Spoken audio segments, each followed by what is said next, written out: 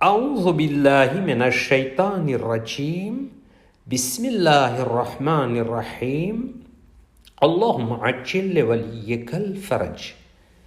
हज़रत अमीरुल मोमिनीन अली इब्न अबी तालिब अलैहिस्सलातु वस्सलाम नहजुल बलागाની અંદર हिकमत नंबर 99માં જ્યારે ઇમામ અલૈહિસ્સલામ એક માણસથી ઇન્ના લિલ્લાહિ વ ઇન્ના ઇલૈહિ રાજિઉન યાને આપણે અલ્લાહ માટે છીએ અને પાછું તેની તરફ જવાનું છે તે સાંભળે છે ત્યારે આપે ફરમાવ્યું, જ્યારે આપણે ઇન્ના લિલ્લાહ કહીએ છીએ એટલે અલ્લાહ માલિક અને બાદશાહ હોવાને કબૂલ કરીએ છીએ, અને જ્યારે ઇન્ના ઇલૈહિ રાજિઉન કહીએ છીએ એટલે પોતાને ફના થવાનું છે તે કબૂલ કરીએ છીએ.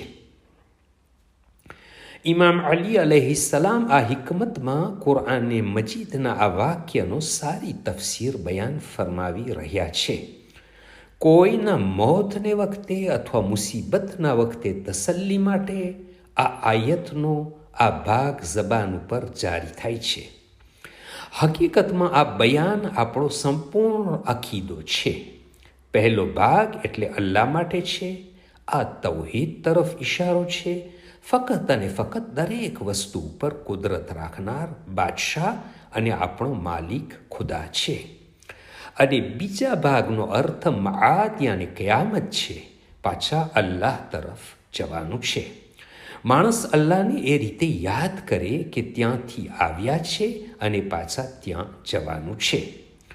આપણા ઇખ્તિયારમાં કાંઈ નથી. આપણી તો જવાબદારી છે કે જ્યારે માલિક બોલાવે ત્યારે જવા માટે તૈયાર રહેવું જોઈએ. બીજી વસ્તુ એ છે કે ઇન્ના લિલ્લાહિ વ ઇન્ના ઇલૈહિ રાજિઉન મુસીબતના સમયે કહેવામાં આવે છે. એનો અર્થ એ થાય છે કે અલ્લાહ જાનનો માલિક છે અને અલ્લાહ તેને પાછી લઈ લીધી. જ્યાર સુધી અલ્લાહની મસલહત હતી જાનને આપણા હવાલે કરી, અને જ્યારે અલ્લાહે ચાહ્યું તો આ જીવને પાછો લઈ લીધો. બીજા ભાગમાં ઇશારો છે કે મોત ફનાનું નામ નથી, બલ્કિ હકીકત તરફ પાછા જવાનું નામ છે. અને ફક્ત આ માણસ દુનિયાથી નથી ગયો, બલ્કિ બધાને તેની પાછળ પાછળ જવાનું છે. જો આ વાક્યને સમજીને જબાન ઉપર જારી કરવામાં આવે તો અલ્લાહ ઉપર યકીનમાં વધારો અને ગમને ઓછો કરે છે. અલ્લાહુમ્મા સલ્લી અલા મુહમ્મદિન વ આલિ મુહમ્મદ વ અજ્જિલ ફરજહુમ. From Fountain of Ahlul Bayt alayhimus salam.